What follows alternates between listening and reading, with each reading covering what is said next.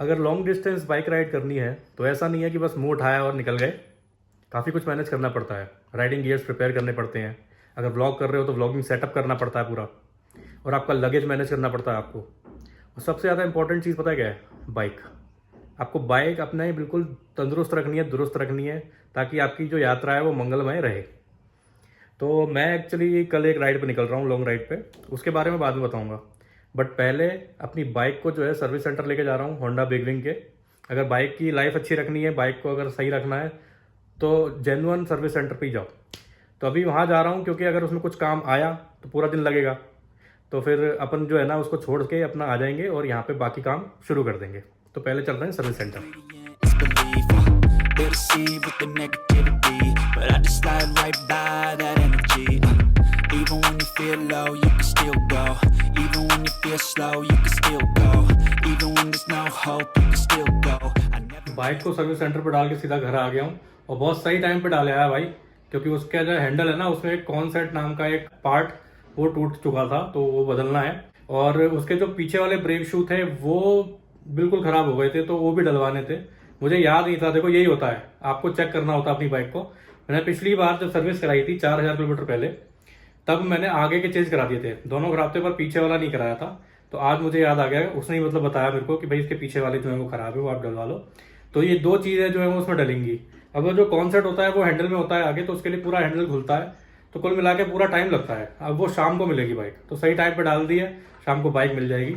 अब जो है अपन बाकी चीज़ों की तरफ चलते हैं कि जो जो अपने को करना है, luggage, riding gears, vlogging setup, वो सारा काम अपन अब करेंगे। तो दोस्तों ये है मेरे सारे राइडिंग गियर्स। ये है मेरा बालाक्लावा जो मैं हेलमेट के अंदर पहनता हूँ। ये है मेरे ग्लव्स।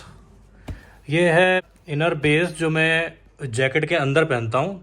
और ये राइनॉक्स का है, और ये वेपर प्रो है। इसमें क्या है ना, पसीना वसीना जो है सोख लेता है, तो ये काफ़ी अच्छा है अगर समर्स में आप जैकेट के अंदर इसको पहनते हो तो। ये मेरी राइडिंग जैकेट है, वो मेरा हेलमेट है, और ये मेरा पैंट है जो कि अभी गंदा है, इसको मुझे अभी धोना है। और ये मेरे बूट्स हैं, इनको भी मुझे अभी साफ़ करना है। और ये जो पैड्स हैं, ये पैड्स मुझे इसके अंदर डालने हैं। तो राइडिंग गियर्स में ये है सारी चीज़ें। राइडिंग गियर्स सबसे ज़्यादा इंपॉर्टेंट चीज़ है, अपनी सेफ्टी सबसे पहले है। तो मैं ये रिकमेंड करूँगा, अगर राइड कर रहे हो छोटी मोटी या बड़ी, राइडिंग गियर्स ज़रूर पहन के जाएँ। तो ये राइडिंग गियर्स की बात हो गई। अभी जो है मैं आपको बताता हूँ कि मैं क्या लगेज लेके जाता हूँ, क्या कैरी करता हूँ, और कुछ एसेंशियल चीज़ें जो हमें ज़रूर रखनी चाहिए राइड के टाइम पे। तो दोस्तों जितना मुझे राइडिंग का एक्सपीरियंस है, ये कुछ चीज़ें हैं जो मुझे लगता है कि एसेंशियली आपको लेके जानी चाहिए राइड पे। ये मुझे काफ़ी यूज़फुल लगता है। ये टैंक बैग है, इसको आप टैंक पे लगा लेते हो।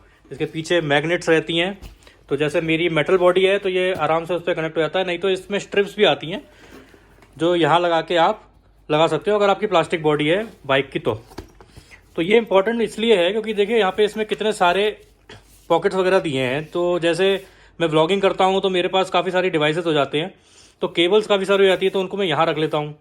इसमें मैं पानी की बोतल रख लेता हूँ जो बहुत इंपॉर्टेंट है आपको हाइड्रेशन के लिए, पीने के लिए। और पर्स रख लेता हूँ, छोटी मोटी वो सारी चीज़ें जिसके लिए मुझे बार बार उतर के बैग खोलना ना पड़े। इधर भी पॉकेट्स हैं इसके, और काफ़ी जगह भी है इसमें। करीब ये आई थिंक 21 लीटर्स का है, तो काफ़ी जगह हो जाती है। दूसरी है ये पीछे में ये वाला बैग बांधता हूँ। ये एक ट्रैकिंग बैग है, रक्सैक बैग भी बोलते हैं इसको, 55 लीटर का। तो वैसे तो टेल बैग्स भी आते हैं बाइक पे पीछे लगाने के लिए, लेकिन मैं इसी को यूज़ करता हूँ क्योंकि ये मेरे बाकी काम भी आ जाता है। और इसको जो है मैं इनसे बांधता हूँ। ये आपको किसी भी प्लास्टिक की शॉप पे मिल जाते हैं, 25-25, 30-30 रुपए के। इसे बंजी कॉर्ड्स कहते हैं। हमारे घर पे जो लेडीज़ होती हैं वो उसको कपड़े सुखाने के भी काम में लाती हैं, तो ये मिल जाते हैं। इसके ऊपर क्या करता हूँ मैं, तो कवर में लगाऊंगा क्योंकि गंदा ना हो ये। उस कवर के बाद फिर इसको ऊपर से लगाता हूँ। तीसरा जो है भाई, ये है एक एसेंशियल बैग, छोटा सा पाउच बोल सकते हो आप इसको। आपके जितने भी कॉस्मेटिक आइटम है, आपका टूथब्रश हो गया, पेस्ट हो गया, या फिर क्रीम हो गई, मॉइस्चराइज़र हो गया, ये सब तेल वगैरह ये सब मैं इसमें डाल देता हूँ। और इसमें इसको मैं as a first aid kit भी यूज़ करता हूँ। आपकी कोई भी दवाइयाँ हैं, कुछ भी है, जो 2-4 चीज़ें हैं, टेप वेप कुछ भी, तो वो आप इसमें रख सकते हो। अलग से फिर निकालने की जरूरत नहीं पड़ती, एक जगह हो जाती है चीज़ें। अब भाई ये जो है ना, ये है चेन क्लीनर। बहुत इंपॉर्टेंट चीज़ है। बाइक 400-500 किलोमीटर चल जाती है, उसके बाद चेन हो जाती है उसकी बहुत ख़राब, धूल धक्कड़ हो जाती है उसमें। इसलिए 400-500 किलोमीटर में मैं इसको चेन से क्लीन ज़रूर कर देता हूँ, ताकि आपकी लाइफ बनी रहे चेन की। और ये है हेलमेट क्लीनर। आप जाओगे 100-200 किलोमीटर में ही आपका हेलमेट इतना गंदा हो जाता है, कीड़े वीड़े मर जाते हैं, पता नहीं क्या क्या हो जाता है। तो इससे जो है वो पूरा का पूरा साफ़ हो जाता है। तो ये एसेंशियल आइटम्स हैं जो कि आपको मस्ट कैरी करने ही चाहिए। और दोस्तों एक और इम्पॉर्टेंट चीज़ ये है पंचर किट। अगर ऐसे किसी दूर दराज इलाके में आप फंस जाते हो जहाँ पे आपको कोई पंचर वाला नहीं मिलता और गाड़ी पंचर हो जाए, तो बहुत इजीली आप ही पंचर लगा सकते हो। इसमें मैनुअल भी है, इसको पढ़ सकते हो, तो इसे भी कैरी करो। तो दोस्तों ये तो बात हो गई राइडिंग की। अब मैं आपको बताऊंगा कि मेरा ब्लॉगिंग सेटअप क्या है, मैं कौन से गैजेट्स यूज़ करता हूँ, कौन से डिवाइसेस है मेरे पास। चलो देखते हैं। तो दोस्तों व्लॉगिंग के लिए सबसे इम्पॉर्टेंट चीज़ है कैमरा, और मोटो व्लॉग के लिए सबसे इम्पॉर्टेंट चीज़ है एक्शन कैमरा, जो कि मेरे पास है गोप्रो का गोप्रो हीरो 10। तो गोप्रो हीरो 10 का ये पूरा बॉक्स लिया था मैंने। इसमें एक बैटरी, गोप्रो, और इसमें कुछ केबल वगैरह भी आते हैं लगाने के लिए। इसके अंदर इसका स्टिक भी है। तो ये तो हो गया कैमरा। अब दूसरी चीज़, हेलमेट पे माउंट करने के लिए ये कैमरा माउंट, और आपका ऑडियो आए इसके लिए ये कनेक्टर, ये अलग आता है, और ये जो माउंट्स हैं ये अलग आते हैं। इन सबको खुद जोड़ना पड़ता है। तो ये जो है ना, ये कैमरे में यहाँ आगे फिक्स हो जाता है। इसके लिए भी ये वाला माउंट भी ज़रूरत पड़ती है। तीसरी चीज़ ये है मेरे पास परानी का ब्लूटूथ एंड टेलीकॉम। इससे क्या होता है कि ये आपके हेलमेट पे यहाँ पे इंस्टॉल होता है।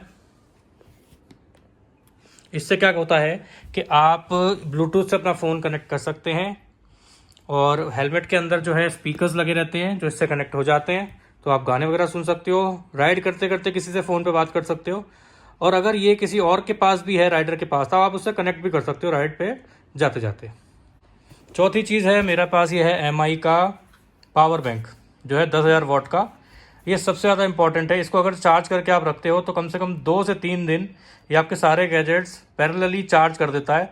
तो आपको ज़्यादा सॉकेट वगैरह ढूंढने की ज़रूरत नहीं पड़ती। ये एज़ यूजुअल सारी केबल्स हैं जो इन सब चीज़ों को चार्ज करती हैं, और भी हैं अंदर रखी हैं। और ये है फाइनल अपना लैपटॉप, और लैपटॉप का चार्जर। ये अगर आपके पास रहेगा तो आप एडिट करके तुरंत उसको डाल सकते हो, नहीं तो फिर पूरी राइड से और वेट करो डालने का। और हेलमेट मैंने स्पेशली इसलिए रखा है क्योंकि 1-2 गैजेट्स हेलमेट के अंदर भी हैं। जैसे ये देखो आप, ये कनेक्टर है जो गोप्रो में कनेक्ट होता है, और ये उसका माइक है, और इसके अंदर एक और माइक है जो कि मेरे टेलीकॉम से कनेक्ट होता है। तो भैया ये सारी चीज़ें हैं जो मैं अपनी राइड पे यूज़ करता हूँ। अभी जो है मैंने सर्विस सेंटर फ़ोन किया है, तो बाइक मेरी रेडी हो चुकी है। तो अभी मैं बाइक लेने जा रहा हूँ, बाइक लेके आता हूँ, फिर आपसे मिलता हूँ।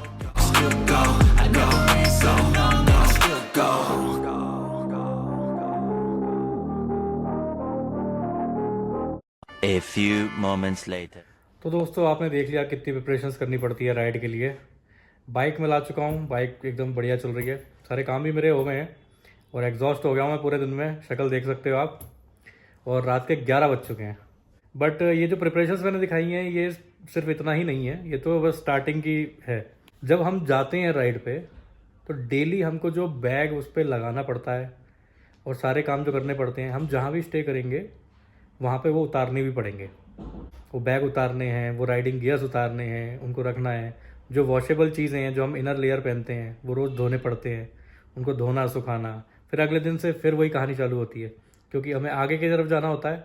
तो फिर बैग लगाना, पहनना, कपड़े, गियर्स वगैरह सब कुछ इतना आसान नहीं है। कुल मिला के कहने की बात यह है कि ये वही कर सकता है जिसको बाइक से प्यार है, राइडिंग से प्यार है। अगर आपको राइडिंग से प्यार नहीं है, if you don't love riding, ये आप नहीं कर सकते, कोई नहीं कर पाएगा। इसमें इतना डिसिप्लिन चाहिए, इतनी मेहनत चाहिए, इतना कुछ करना पड़ता है कि वो एक ही चीज़ है जो आपको आगे लेके जाती है इसमें, वो राइडिंग के लिए प्यार ही है। अदरवाइज़ ये नहीं हो सकता। अगर आप सोचो कि मैं for the sake of it करने लगूँ, नहीं कर पाओगे। तो भाई आज बस मैं यही बताना चाह रहा था कि क्या क्या इसमें यूज़ होता है राइडिंग वगैरह के, और ये मेरा पर्पस था। अगर कोई करना चाहता है राइडिंग, तो अगर कोई देख रहा है कि भाई क्या मैं यूज़ करूं क्या नहीं करूं, तो उसके लिए मैंने बनाया था। अब राइड जो है मैं कहाँ की करूँगा ये तो मैं आपको अगले वीडियो बताऊँगा, जब मैं राइड पे जा रहा हूँगा। तो आपसे मैं अगले वीडियो में मिलता हूँ। अगर ये वीडियो अच्छा लगा हो तो लाइक शेयर सब्सक्राइब कर दो। तो अगले वीडियो में मिलते हैं, चलो bye. Bad to okay. Take the worst thoughts saying, turn them to a game. Take the best thoughts saying, put them on the